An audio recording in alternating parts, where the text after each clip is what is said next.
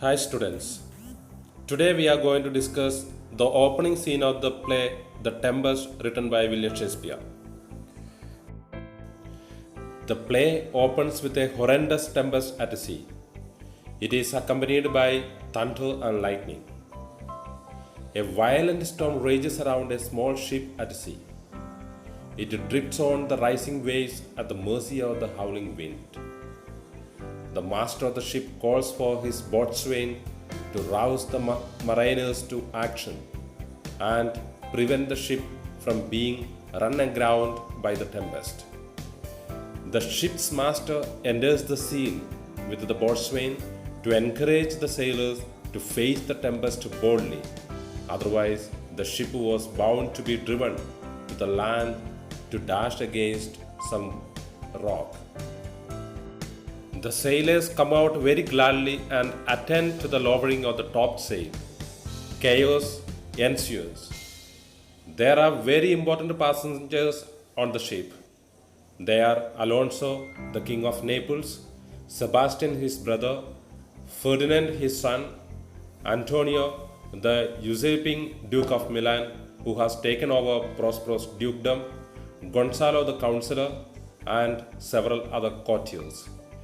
We do not learn these men's names in this scene, nor do we learn that they have just come from Tunis in Africa, where Alonso's daughter Claribel has been married to the prince.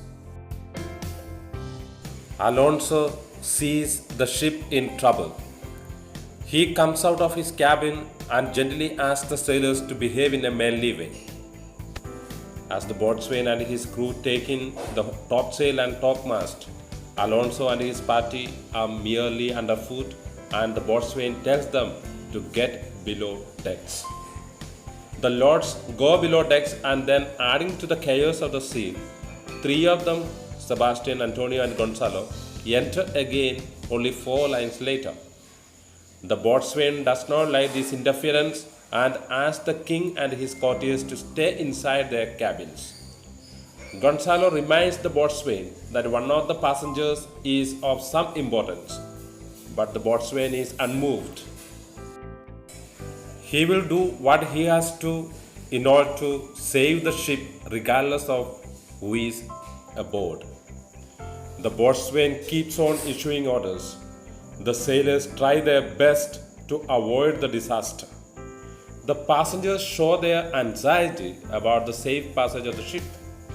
There is an exchange of harsh words between the sailors and the courtiers, but all this proves to be of no avail.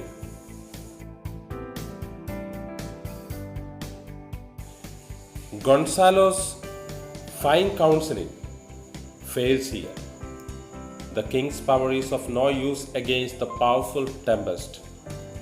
Sebastian and Antonio curse the boatswain in his labors, masking their fear with a profanity. Some mariners enter wet and crying, and only at this point does the audience learn the identity of the passengers on board. They seem to be completely disappointed. They are dead tired. They lose all hope of saving the ship from being driven to the land and getting destroyed. Gonzalo orders the mariners to pray for the king and the prince. There is a strange noise, perhaps the sound of the thunder, splitting wood or roaring water, and the cry of mariners. Antonio, Sebastian, and Gonzalo, preparing to sink to a watery grave, go in search of the king. The king and his son Ferdinand bend on their knees to pray to God, and Gonzalo also decides to pray with them. In the meantime, the ship dashes against a rock. People in confusion pray to God for mercy. In this general confusion, Gonzalo expresses a wish to die on land and not to be drowned in the sea.